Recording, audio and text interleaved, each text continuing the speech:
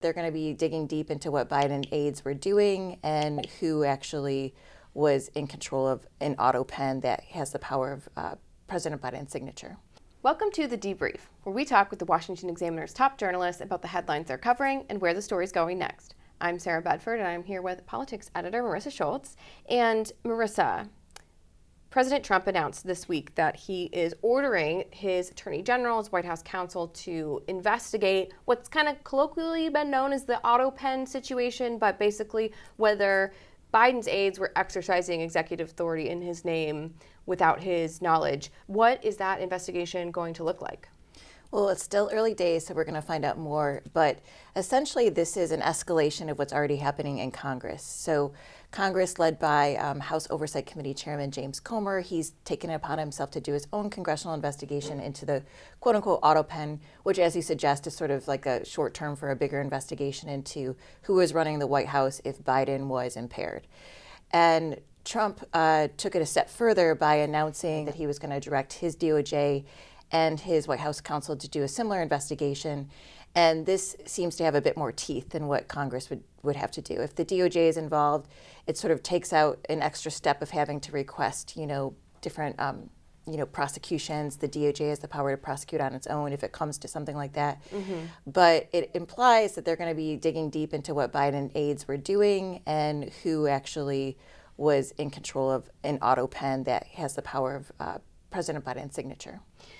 So a lot of the media in covering Trump's announcement have used words like conspiracy theories or, unsubstantiated claims, but that's not really true, right? I mean, some of the evidence that a cover-up existed is kind of out there in plain sight. So for Democrats, for the media, how do they kind of, retain their credibility while pushing back against an investigation that, if you polled it right now, most Americans would probably agree with? That puts Democrats in kind of a tough spot politically, right?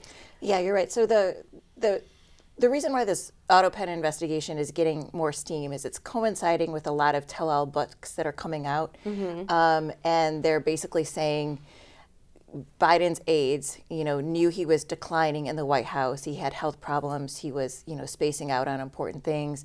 But yet his aides sort of powered through and tried to shield him from the public and carry on the work of the White House. Mm-hmm. And so the intrigue in Biden's health, even though he's left office, is sort of so high right now because there's these new reports that are coming out. I guess we're getting a new report from his press secretary, Karine Jean-Pierre, who already said she's leaving the Democratic Party and going to put out a new book. Mm-hmm. So the public's interest in this is happening when we're getting more details and the investigations are ramping up. So it's hard to kind of steer clear of something that you want to have in the past when more details are emerging day by day.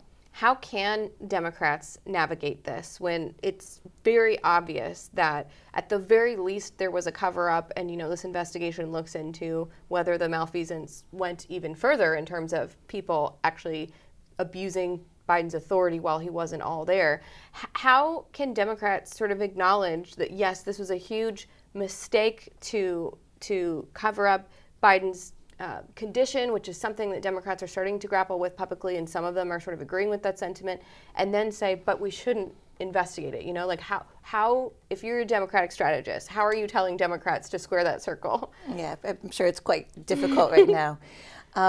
So I think one of the things that they're saying, and the line that sort of emerged not only from the Biden White House, but also from Democrats themselves, is this is a distraction.